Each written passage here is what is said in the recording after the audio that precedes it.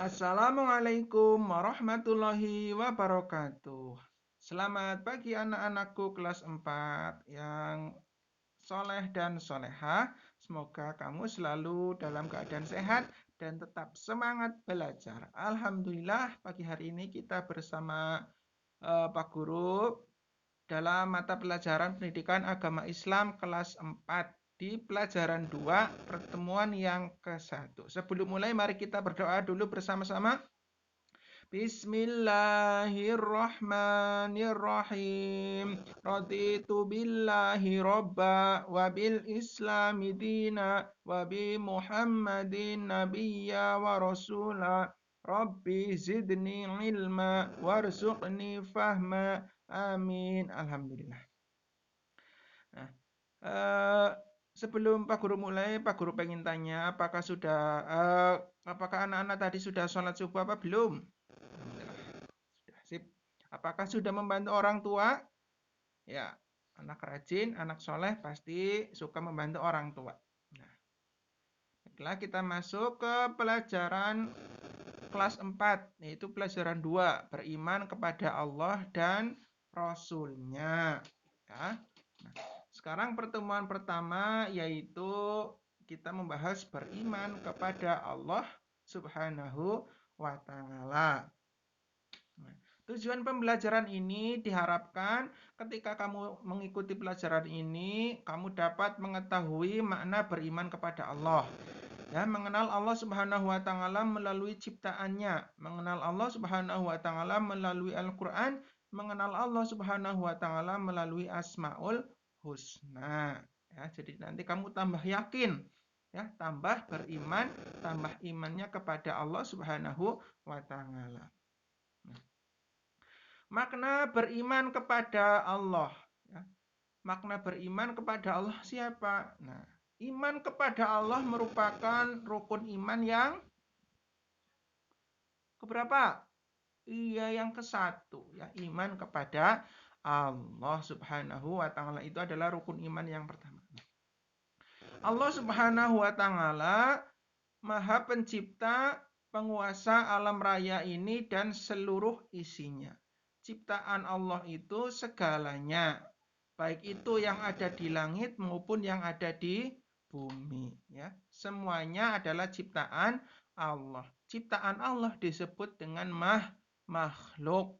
Iya, makhluk Allah. Makhluk Allah itu berarti ciptaan Allah, ya. Nah, maka dari itu kita wajib beriman kepada Allah Subhanahu wa Ta'ala. Nah, apa itu iman kepada Allah? Artinya apa? Iman kepada Allah artinya mempercayai dan meyakini bahwa Allah Subhanahu wa Ta'ala itu ada. Apa buktinya Allah Subhanahu wa Ta'ala itu ada?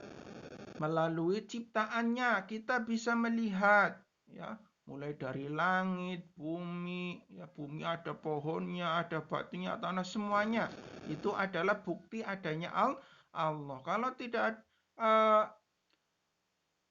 kalau tidak ada yang menciptakan, tidak ada semua ini, ya. Maka dari itu, adanya alam semesta ini adalah bukti bahwa Allah Subhanahu wa Ta'ala itu ada. Allah Subhanahu wa Ta'ala yang menciptakan segala sesuatu. Nah, mengenal Allah Subhanahu wa Ta'ala melalui ciptaannya bisa kamu lihat pada gambar berikut, ya. Pada gambar yang tertera di layar itu ada benda langit, ada langit, bintang, planet, ya, itu semuanya, ya. Yang ada di langit semuanya siapa yang menciptakan? Allah Subhanahu wa Ta'ala.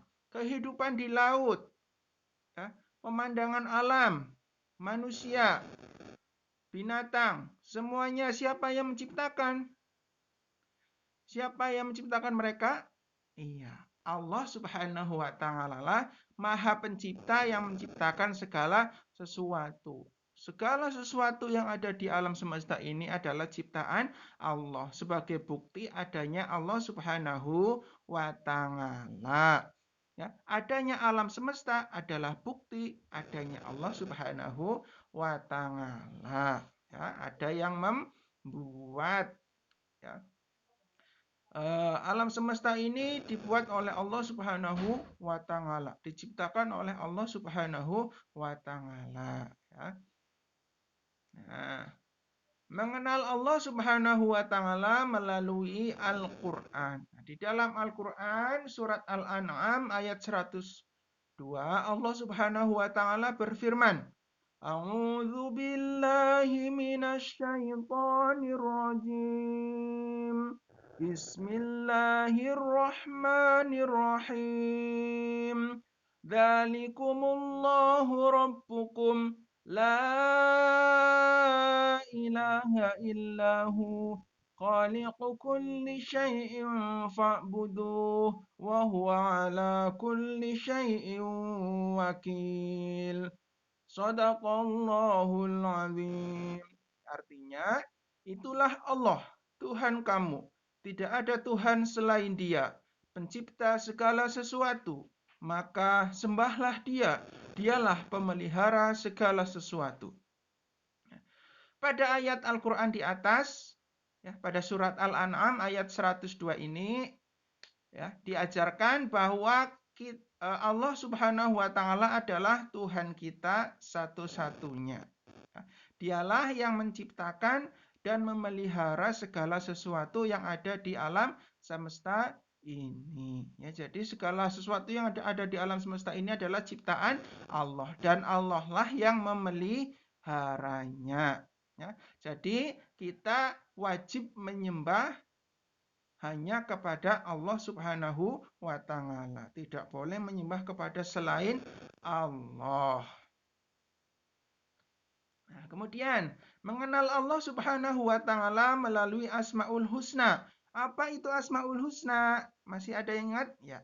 Asmaul Husna itu adalah nama-nama yang baik bagi Allah Subhanahu wa taala. Nama-nama yang baik bagi Allah Subhanahu wa taala. Nah, di sini akan kita bahas 3 Asmaul Husna, yaitu yang pertama Al-Basiru atau Al-Basir. Artinya Allah Subhanahu wa taala itu Maha melihat. Allah Subhanahu wa taala Maha melihat segala perbuatan kita, segala apa yang kita lakukan, ya, itu semuanya dilihat oleh Allah Subhanahu wa taala, baik yang terang-terangan maupun secara sembunyi-sembunyi. Ya, karena tidak ada yang bisa sembunyi dari Allah Subhanahu wa taala. Mau kamu umpetan dimanapun, itu tidak bisa. Allah Subhanahu wa taala Maha melihat. Baik itu perbuatan yang baik ataupun perbuatan yang buruk, Allah Subhanahu wa taala Maha melihat. Allah mengetahuinya. Maka kamu harus berhati-hati. Kita semua harus berhati-hati sebagai seorang muslim, harus berhati-hati dalam berucap, dalam bertindak. Ya, jangan sampai perbuatan kita itu melanggar perintah Allah Subhanahu wa taala. Maka kita harus berhati-hati, ya, karena Allah Subhanahu wa taala senantiasa mengawasi kita. Allah Maha melihat. Ya, jadi kita harus malu. Ya, kalau kita berbuat suatu kesalahan, kita malu kepada Allah Subhanahu wa taala. Kemudian yang kedua, yaitu Al-Azim. Al-Azim artinya Allah Subhanahu wa taala Maha Agung. Ya, Allah Subhanahu wa taala dapat melakukan segala sesuatu tanpa memerlukan bantuan dari apapun atau dari siapapun. Allah Subhanahu wa taala mampu melakukan semuanya sendiri, tidak membutuhkan bantuan dari makhluknya. Tetapi makhluk Allah lah, ya, yang membutuhkan, yang senantiasa membutuhkan pertolongan dari Allah Subhanahu wa taala. Kita sebagai manusia tidak bisa hidup sendiri. Kita memerlukan bantuan orang lain, ya, memerlukan bantuan dari orang lain, dari orang-orang di sekitar kita, ya. Nah, meskipun pada hakikatnya kita memohon bantuan kepada Allah Subhanahu wa taala. Allah Subhanahu wa taala tidak memerlukan bantuan dari siapapun dari makhluknya. Tetapi kita makhluknya adalah makhluk yang lemah. Maka kita membutuhkan bantuan dari yang lainnya. Tidak bisa sendiri. Kemudian yang ketiga yaitu al-adl. Al-adl artinya Allah Subhanahu wa taala itu maha adil. Ya, Allah Subhanahu wa taala maha adil. Allah memberikan, contohnya Allah memberikan rezeki kepada semua makhluk ciptaannya. Semua makhluk hidup ciptaannya Allah Subhanahu wa taala memberikan rezeki tanpa terlewat sekalipun. Ya, tidak terlewat sekalipun, bahkan makhluk sekecil apapun itu diberikan rezeki oleh Allah Subhanahu wa taala. Nah, Allah Subhanahu wa taala menempatkan manusia kedudukannya sama di hadapan Allah. Nah, sama ini maksudnya bagaimana? Ya, samanya bagaimana? Ya, semuanya diberikan rezeki, ya, diberikan nikmat, ya, tetapi nanti ketika kita manusia saatnya manusia kembali ya kepada Allah kelak di hari akhir, maka Allah Subhanahu wa taala maha adil. Bagi orang yang beriman, bagi orang yang bertakwa akan ditempatkan oleh Allah Subhanahu wa taala ke tempat yang paling mulia. Tetapi bagi orang yang tidak mau beriman, tidak mau bertakwa kepada Allah, akan ditempatkan oleh Allah ke tempat yang paling buruk.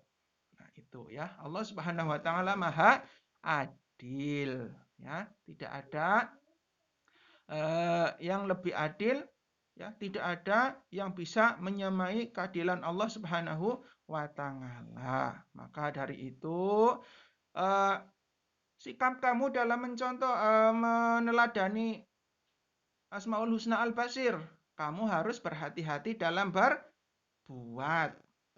Dalam meneladani Asmaul Husna Al-Azim, kamu saling tolong menolong kepada orang lain, karena manusia adalah makhluk yang lemah. Tapi kita tetap memohon kepada Allah Subhanahu wa taala.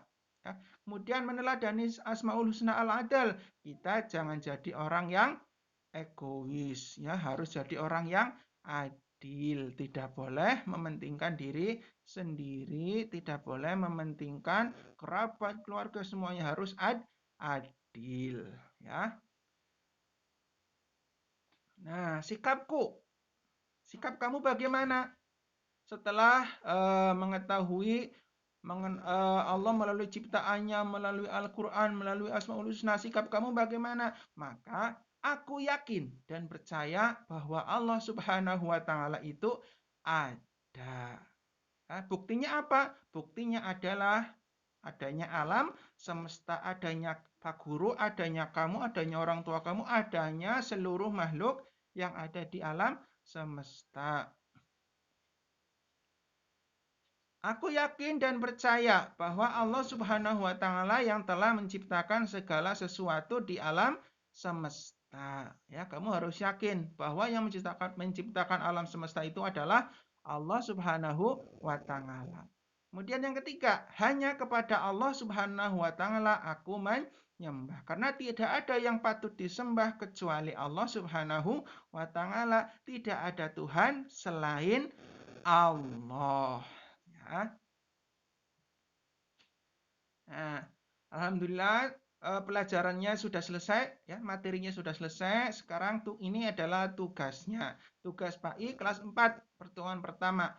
Ini ada 7 pertanyaan, silakan nanti kamu jawab. Ditulis dulu soalnya, kemudian dijawab. Ya, nanti baru dikirimkan ke Pak Guru. Oke?